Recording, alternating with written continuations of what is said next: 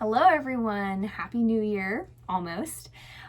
For the theory for challenge week 3, we are going to be composing for flute. So you can see in front of you that you have a treble clef, a staff with just treble clef. That means we're missing a few things. So let's just talk about flute for a moment. We're going to be using C, which is the ledger line, the first ledger line below the staff in treble clef, all the way up to, you can use the top of the staff in treble clef. So that top note, the circle right above the staff is G. You can use any of the notes in there that you would like to. So you'll notice that there's no time signature. I didn't choose for you what time you can write it in. So you get to make a choice. Do you want to write it in 3/4 time, 4/4 time? If you're a more advanced student, you could opt to use 6/8 time, or if you want to be real crazy and use something like 5/4 or 7/4, be my guest. Just make sure you understand those time signatures before you use them. If you're a primer student or a middle student, we've really only used 3/4 and 4/4, so I suggest that you use one of those two. Okay, once you've decided what time signature you want, your time signature goes on the top line next to the treble clef. So let me draw an example really fast. This is going to be a very lazy drawing. All right, so if this were my treble clef, my time signature needs to go right next to it. So I'm going to choose 4/4 time. So I just draw a 4 on top of a 4.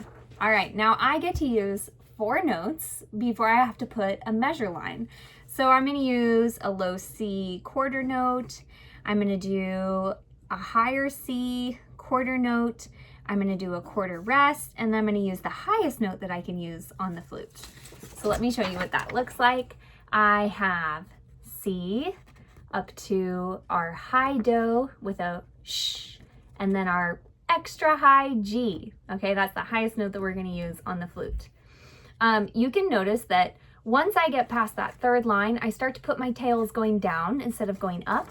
That's just to make it easier to read. Now, I said that I was going to use 4/4 time, which means there's 4 beats to a measure. And I have a ta, ta, sh, ta. Ta gets how many beats? 1.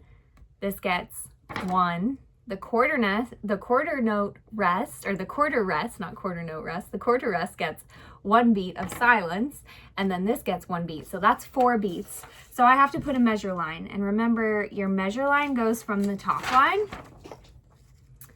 to the bottom line.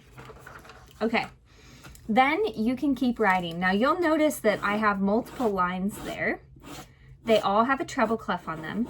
You do not need to write the time signature on the other lines unless you plan to change time signatures. So if you're more advanced and you understand how to do it because you've read music with it or you've composed with it before, be my guest to change the time signature if you would like to.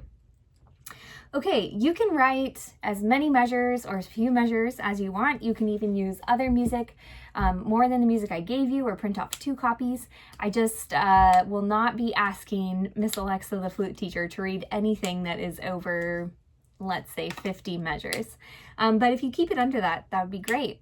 Don't forget to give it a title, to put your name at the top, and send it my way when you're done.